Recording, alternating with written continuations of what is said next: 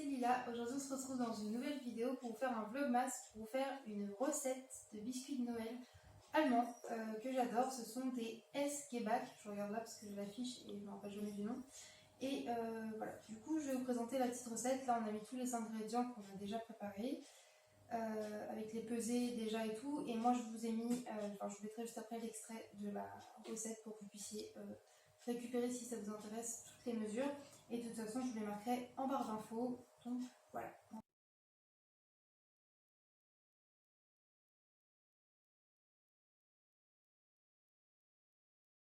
commencer la recette tranquillement. Et bien c'est parti. Voilà. Alors, du coup, je vais souvent regarder la feuille là. Hein, je suis désolée. D'abord, on commence par travailler du coup le beurre et du coup ça. On va devoir le travailler jusqu'à ce qu'il soit crémeux. Donc normalement, il conseille de le travailler au batteur au robot. Mais moi, j'ai pas de robot, donc je vais le faire à la main et puis on verra bien ce que ça donne. Voilà.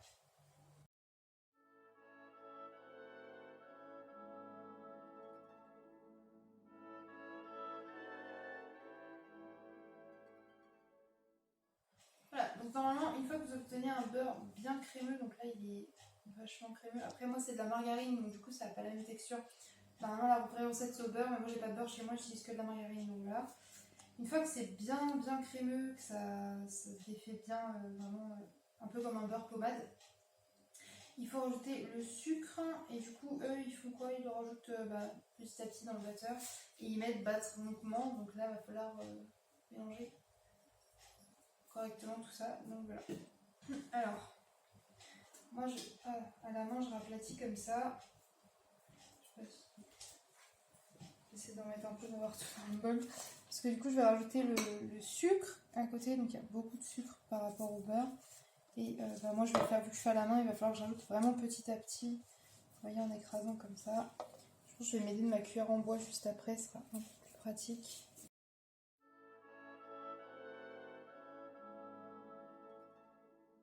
On a la bonne texture du beurre avec le sucre comme ça. Donc bon, comme je vous ai dit, je fais toujours à la main, mais si vous faites au batteur, ça aura une texture un petit peu plus fondante encore et ça se tiendra sûrement mieux.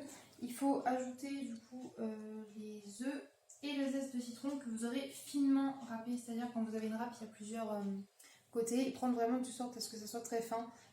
Bon. Voilà, donc du coup je vais mettre les œufs.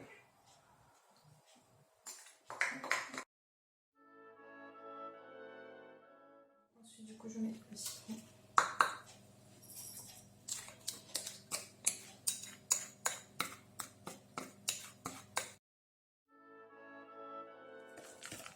Ok, donc voilà ce que ça donne. Là, il y a le zeste et l'œuf qui sont bien partout avec le beurre et le sucre. Ensuite, on va devoir ajouter la farine en la tamisant. C'est pour éviter de faire des gros paquets et tout. Et moi, elle est comme ça. Et moi, je la tamise pas parce que je tamise jamais la farine. Mais voilà, normalement, ils le font et vous pouvez le faire. Moi, je ne le fais pas. Donc, si c'est raté, c'est de ma faute. Voilà. Ensuite, du coup, je vais la mettre petit à petit. Parce que eux, c'est toujours au batteur. Hein.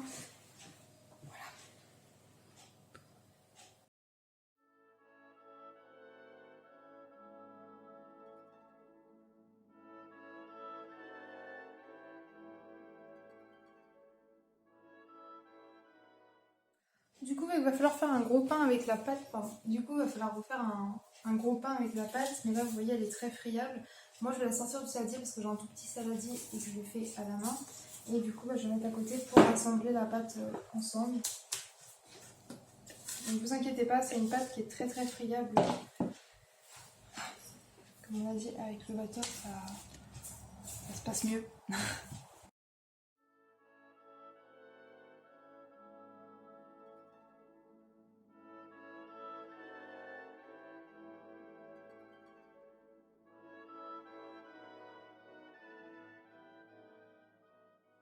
Donc là, le but après, c'est de faire avec la pâte un boudin de 5 cm à peu près de diamètre.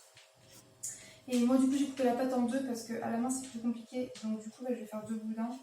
Ce sera plus simple. Attends, je vérifie parce que...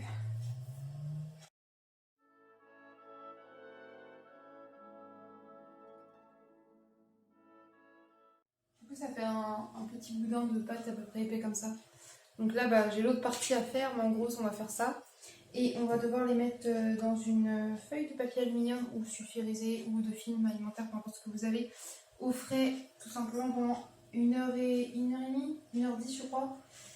Je vérifie, pendant 1h10. Il va falloir faire ça, il va falloir la laisser au frigo jusqu'à ce qu'elle soit bien ferme pour la travailler. Donc voilà, c'est un petit peu long comme préparation. Donc bah, moi je vous reprends juste après pour vous montrer la deuxième pâte, on la met au frigo et on se retrouve après pour pouvoir façonner les biscuits. Voilà.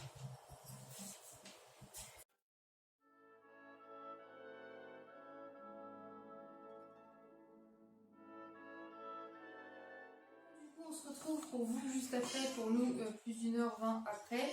On a bien laissé poser la pâte au frais, du coup là je vais vous montrer, on a le petit boudin, donc voilà, donc nous on a fait 2 boudins. Et vous voyez c'est bien ferme, c'est le but recherché de toute façon.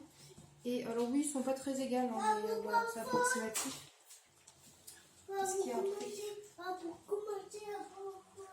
Ok mon cœur. Du coup, après là, le but ça va être de couper des tranches d'à peu près 1 cm d'épaisseur. Donc soit vous faites à vue d'œil, soit vous munissez comme moi d'une règle ou quoi. Mais voilà, juste pour être sûr de vous montrer la bonne épaisseur. Ça c'est la première part et pas très... Voilà, parce que c'est... Voilà, cette phrase n'avait aucun sens, mais c'est pas grave. Voilà, ça fait des petits palets à peu près comme ça. Voilà. Après.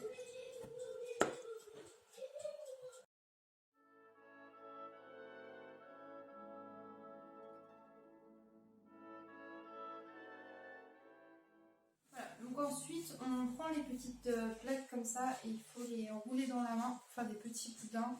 Donc eux, ils disent de 10 à 12 cm de longueur. Alors, attendez, on va essayer de faire ça bien. Ça va casser. Excusez-moi pour le bruit et pour le fait que ça bouge. Comme d'habitude, il y a les enfants à la maison. Ça.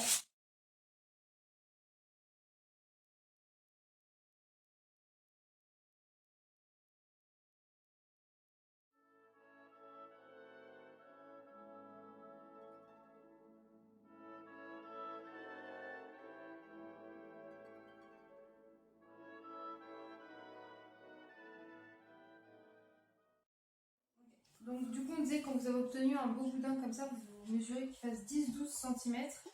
Après, il me semble qu'il faut les aplatir un petit peu après. Tac, tac, tac, tac, tac. C'est ça, aplatir à la main sur une plaque à gâteau beurré. Donc moi, j'ai pas besoin de la beurrer parce que j'ai une plaque en silicone. Elle a l'air crade, elle est propre. Hein. C'est juste qu'à force de faire cuire des trucs, bah, ça garde la couleur. Et après, du coup, il faut l'aplatir un petit peu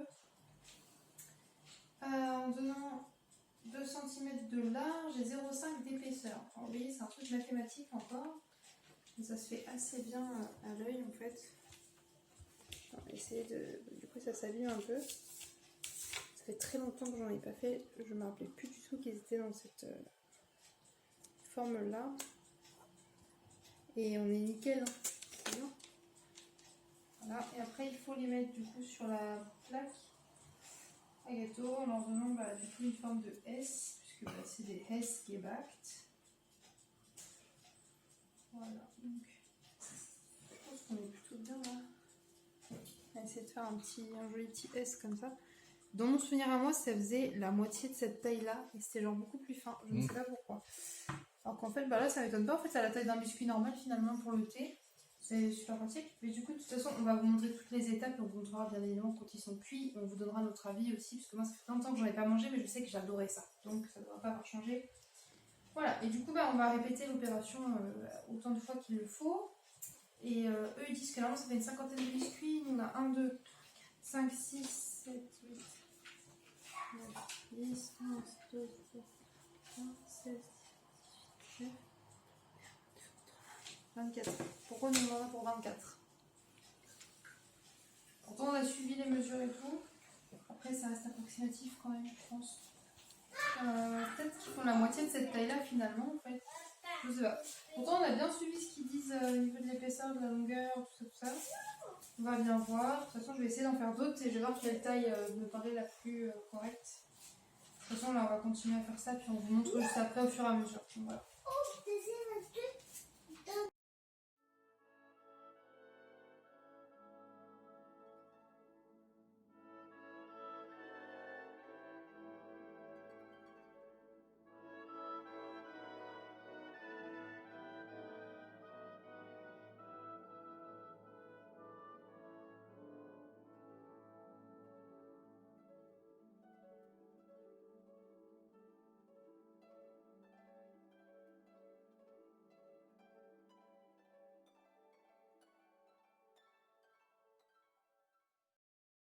du coup, on se retrouve pour la dernière étape avant la cuisson, il était temps. Hein. Du coup, on les a ressortis du froid, ils sont un peu plus fermes, etc. Et c'est surtout, en fait, qu'il faut les faire refroidir pour pouvoir mettre le petit glaçage, pardon. Et du coup, en fait, c'est un blanc d'œuf qu'on avait mis tout seul au début. Un blanc d'œuf battu, hein, légèrement, pas besoin de le faire mousser ni rien. Qu'on va badigeonner sur tous les petits biscuits un par un. Et ensuite, on les saupoudrera. Oui. On va les saupoudrer de sucre glace qu'on aura passé au tamis pour pas qu'il y ait de gros morceaux de sucre glace très épais. Voilà, donc c'est parti pour ça.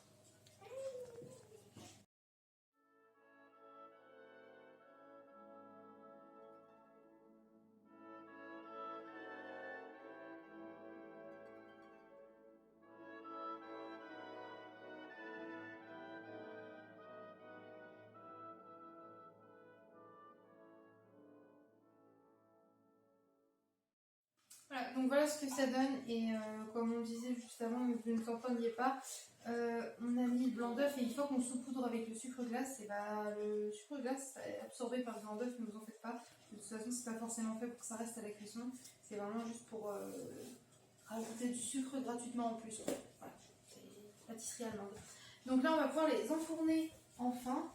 Et eux ils disent 10 minutes par plaque à peu près, thermostat 6-7. Donc on va mettre à peu près à 190 degrés, 190-200 degrés pendant 10 minutes, on va surveiller. Il ne faut pas qu'il soit trop coloré, il faut juste qu'il soit cuit, en fait ferme, mais pas forcément doré. Voilà. Et après on les laisse refroidir pour qu'ils durcissent. Donc je vais enfourner ça tout de suite et puis je vous montre le résultat juste après. Voilà.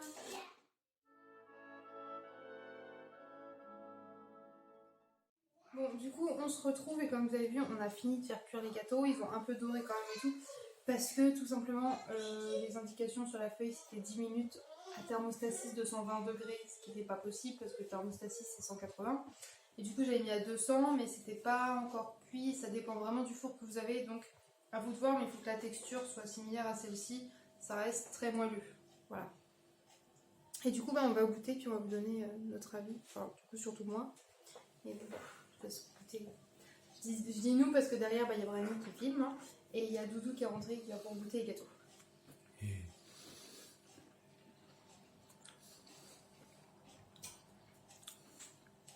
Ok, j'aime toujours autant. Gâteau au citron, ça peut être quel bon. Ouais, c'est grave, c'est juste des petits biscuits au citron, mais très sucrés. Hein, c'est en passant. Voilà. C'est très sympa. Mais je suis très contente. Moi j'ai mis un peu plus de zeste au citron. Honnêtement, j'ai mis le zeste d'un citron complet. Et c'est pas trop, c'est pas amer non plus parce qu'un demi-citron ça me paraissait trop peu par rapport à la dose de sucre qu'il y a. Là, ça se vaut plutôt bien. Et franchement, ça à boire, à manger le soir avec un petit thé ou une petite tisane ou un truc comme ça, c'est super. C'est très festif pour Noël et tout. Et voilà, ça fait une petite recette de biscuits qui change des petits bonhommes en pain d'épices ou des petits sablés tout simples. Donc voilà, si vous refaites cette recette, n'hésitez pas à m'envoyer des photos ou à me les partager, ça me ferait très plaisir. Moi je vais vous laisser là dans cette vidéo, je vous fais des gros bisous, je vous dis, voilà, je suis fatiguée, oui bon, je vous fais des gros bisous, je vous dis à bientôt dans une prochaine vidéo, bye.